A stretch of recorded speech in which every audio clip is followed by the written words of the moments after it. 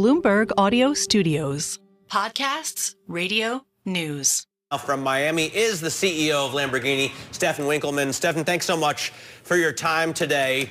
Talk to me first about, your results are another record now in 2024, and I imagine that just continues through the end of the year. Are you going to post the best year you ever have? But so far, it seems like it.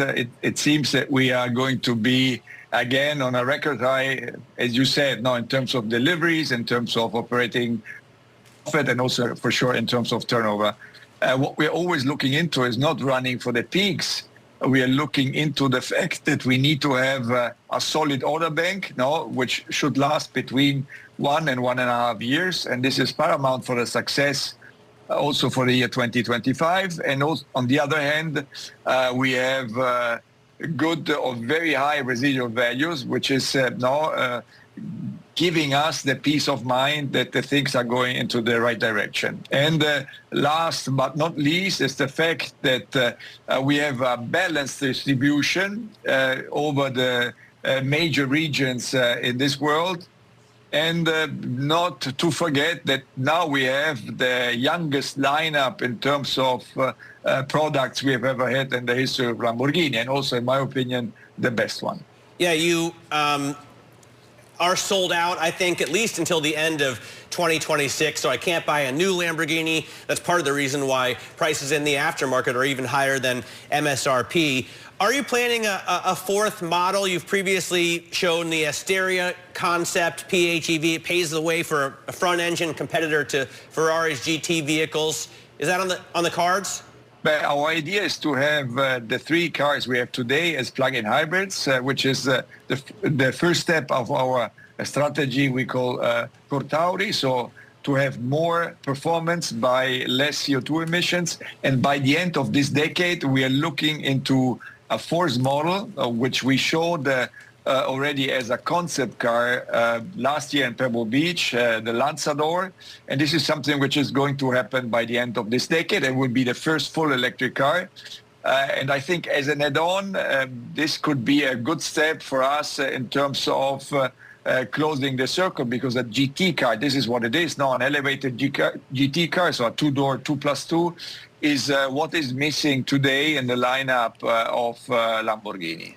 Really curious about how you would categorize what's happening with hybrids right now. If you think about the demand moving forward, how much of it is coming from the U.S.? How excited are U.S. consumers? Where is the hesitancy?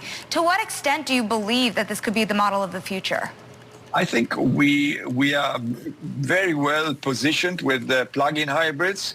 The important thing is that you have to keep the promise, being us a car manufacturer which is not selling mobility but dreams.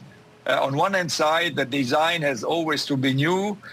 We have cutting-edge technology, and we have to keep the promise that this generation is more performing than the generation before. And at the same time, we are emitting less CO2 emissions. If this comes together, and this is happening, then the customers buy in, and this is equally distributed into the regions of the world. And we are very carefully looking into it, and the US is by far the biggest market we have. And now I'm here in southern Florida, and Florida is the second largest in the U.S. So it's important to be here as often as we can.